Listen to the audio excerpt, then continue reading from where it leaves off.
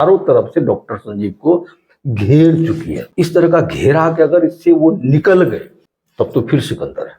नमस्कार। डॉक्टर संजीव कुमार और खगड़िया सांसद राजेश वर्मा का जो प्रकरण है अब तूल पकड़ते नजर आ रहा है। ऐसे में शस्त्र और शास्त्र की बात सामने निकल कर आ गई है। इस वक्त हमारे साथ सीनियर जर्नलिस्ट राजेश सिन्हा जी। जिस तरह से अब राजनीति में शस्त्र और शास्त्र की बात सामने निकल कर आ रही है, हालांकि क्राइम रिपोर्टर आप हैं और राजनीति को अच्छी तरह से समझते भी हैं, और क्राइम रिपोर्टर में कहीं ना कहीं शस्त्र की एक अलग पहचान होती है, लेकिन शास्त्र की जब बात आती है तो आप उसको कैसे देखेंगे और जनता को कैसे आप बता पाएंगे कि अगर शस्त्र और शास्त्र की लड़ाई होती है तो उसमें किसकी जीत हो सकती है? देखिए, जो समाज के प्रबुद्ध जन हैं, जो प्रभावी लोग हैं, वो शस्त्र और शास्त्र दोनों साथ रखते हैं। अच्छा, इस बात को समझिए आप। और दो पढ़े लिखे एमपी एमएलए के बीच का विवाद है यहाँ। बिल्कुल। डॉक्टर संजीव ने भाषाई मर्यादा को लांघा, मतलब उन्होंने शस्त्र की बात की, और फिर 2 दिनों तक ये पूरे राजनीतिक मिजाज को पढ़ने के बाद एमपी ने एक परिपक्व बयान दिया और उल्लेख किया शास्त्र का। ठीक है, अब परबत्ता विधानसभा की राजनीति को या परबत्ता विधानसभा क्षेत्र की राजनीति को समझने की कोशिश करिएगा। अभी तक इतने दिनों में भी मैं वहां की राजनीति को पूरी तरह से समझ नहीं सका, लेकिन एक राजा की बात जो है वो इन्होंने भी नाम नहीं लिया। एमपी राजेश वर्मा ने भी अपने बयान में डॉक्टर संजीव का उसी तरह से नहीं लिया जिस तरह से डॉक्टर संजीव ने बहुत कुछ कहने के बाद भी राजेश वर्मा का नाम नहीं लिया था। अब यहाँ पर रावण और दोनों एक दूसरे को रावण बता रहे हैं। अब बहस इस बात का नहीं है कि रावण कौन है, ये पूरे इलाके की जनता जानती है। हर लोग के पेट में है, सीने में है, मुंह से बोल नहीं पाते हैं। राजेश वर्मा के पक्ष को अगर आप जानिए जाके, लोकसभा चुनाव के पहले मैंने पूरी तरह से खबर चलाया था। उस खबर को अगर आप समझिए, देखिए, पढ़िए तो इनका भी दामन पाक साफ नहीं, और मतलब ये चलनी दुस्लग सूप क्या, यही वाली स्थिति है। अब कौन चलनी है कौन सूप है इस पर किसी दिन बात करेंगे, ठीक है। लेकिन इतना तय है कि वो जो वहाँ की राजनीति है ना, उसमें दोनों के पीछे, ऐसा नहीं कि एमपी एमएलए आमने सामने, दोनों के पीछे बहुत तीसरा पावर है जो कहीं ना कहीं वर्कआउट कर रहा है। ऐसे लोगों का बर्दाश्त प्राप्त है जिनकी पहुंच वहां तक है जहां तक सबकी पहुंच नहीं हो सकती। परबत्ता विधानसभा की राजनीति अजब गजब मोड़ पर जाकर खड़ी है। यहां पर यह भी अपनी भाषा में उन्हें रावण कह रहे हैं, वो भी अपने भाषा में, भले ही उनका लफ्ज तल्ख हो, तल्ख भाषा में उन्होंने कहा हो डॉक्टर संजीव ने, लेकिन जो उन्होंने कहा वही इन्होंने कहा। अब रावण यह भी है और रावण वो भी है, तो सवाल उठेगा भैया। बिल्कुल सवाल उठेगा, राम कौन है? बिल्कुल, ये बड़ा सवाल है, राम कौन है? राम कौन है? और लंका जलाने की भी बात हो रही है, हालांकि लंका पूरी तरह बना नहीं है, अभी सोने का तैयार भी नहीं हुआ है। अब देखिए, जब तक ये नहीं तय होगा कि राम कौन है तो फिर लंका जलाने की बात कहां से आई?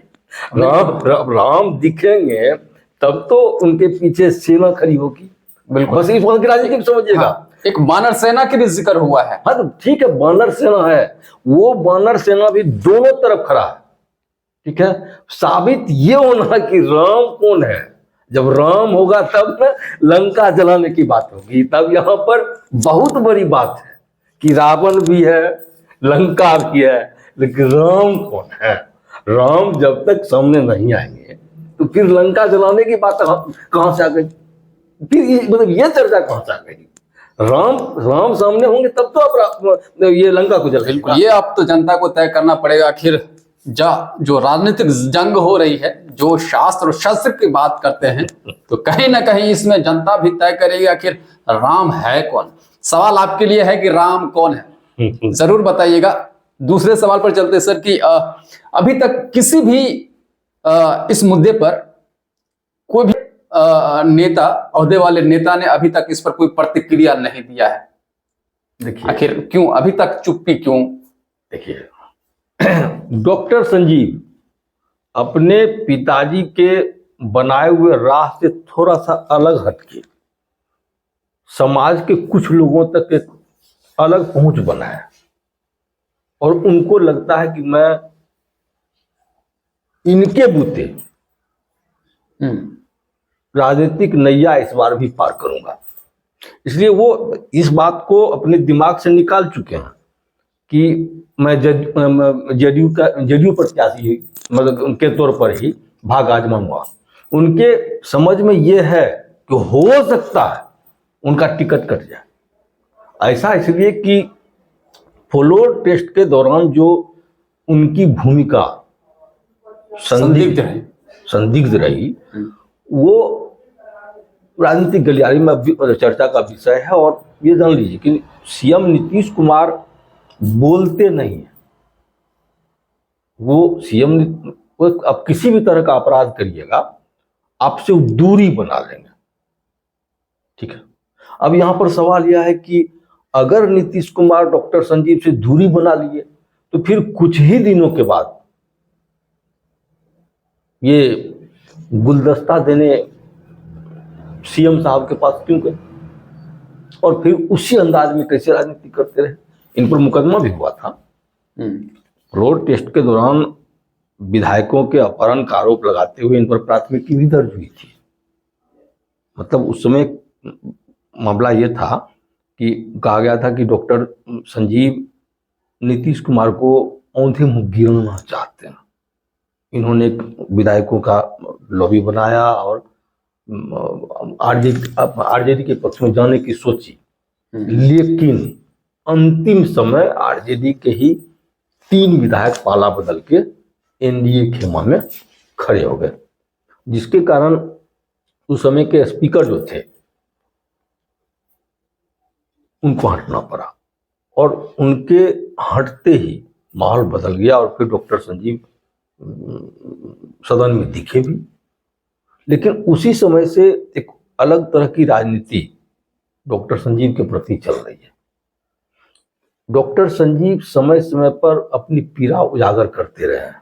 अब इस समय में एक बहुत बड़ी राजनीतिक ताकत मतलब चारों तरफ से डॉक्टर संजीव को घेर चुकी है। अब ये इस तरह का घेरा कि अगर इससे वो निकल गए तब तो फिर सिकंदर है, लेकिन अगर बीच मझधार में फंस गए तो फिर हो सकता है। उनको पूरी तरह से घेरने की कोशिश हो रही है। मतलब आगामी विधानसभा चुनाव में कहीं ना कहीं वो फंसने जा रहे हैं। बिल्कुल, देखिए इस बुरी तरह फंसने जा रहे हैं। थोड़ा सा और अध्ययन हम करेंगे और फिर एक चर्चा तो जरूर करेंगे कि परबत्ता विधानसभा ही नहीं, खगड़िया लोकसभा की राजनीति में महाभारत का दृश्य दिख रहा है।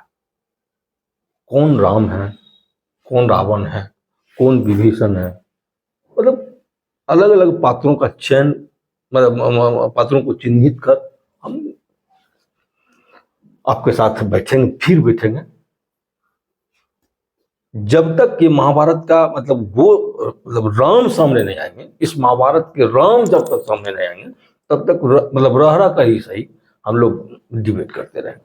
लेकिन राम कौन है, आप चाहे तो अपनी राय प्रतिक्रिया दिए। हालांकि आप भी नहीं समझ पाएंगे कभी फिलहाल राम कौन है, क्योंकि जिस तरह से माहौल अभी बन रहा है। हालांकि अभी रामायण पूरी लिखना अभी बाकी है, कौन कौन लोग रामायण लिखेंगे यह भी देखना दिलचस्प होगा। फिलहाल इस वीडियो में इतना ही।